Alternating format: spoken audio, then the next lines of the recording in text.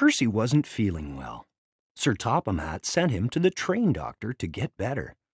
"I shall have to borrow another engine while Percy is away," Sir Topham Hatt said. The only engine the other railway could spare was diesel. Thomas the Tank Engine remembered how Diesel had caused trouble the last time he came to the station. "You've come to help," Thomas said, "so no tricks." "Tricks," purred Diesel. "I'm just happy to help you really useful engines again." "Good," Thomas said, but he didn't believe Diesel.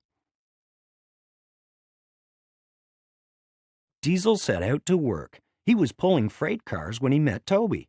"Oh," Toby said, "it's you." Toby remembered Diesel's mean tricks too. "After you finish your job here, please pull those freight cars to the harbor," said Toby. He wanted Diesel as far from him as possible. Thomas and Toby made it clear to Diesel that they would not stand for any nonsense.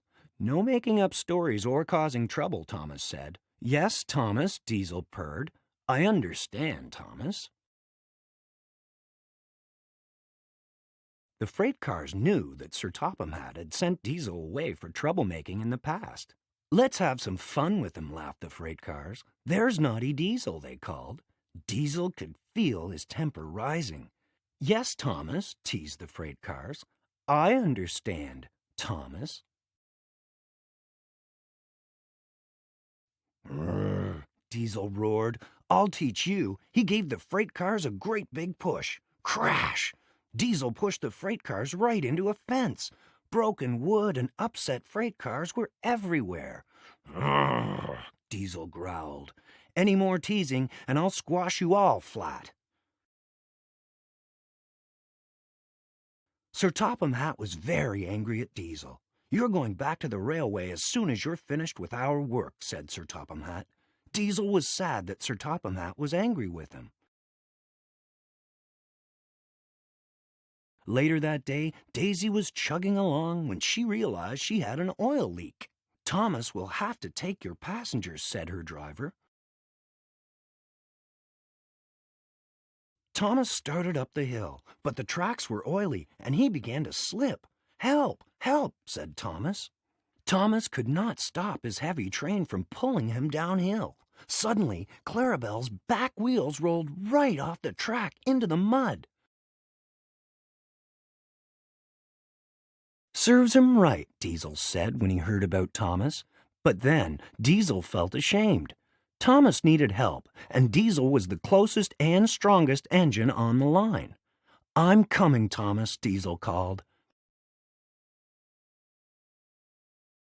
Bit by bit, Diesel crept forward on the oily track until he reached Thomas.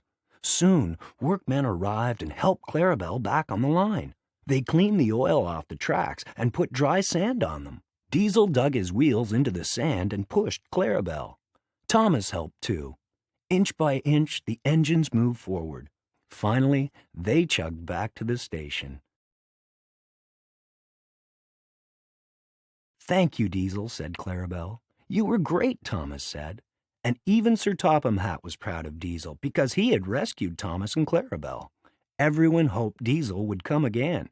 Diesel hoped so too. The end.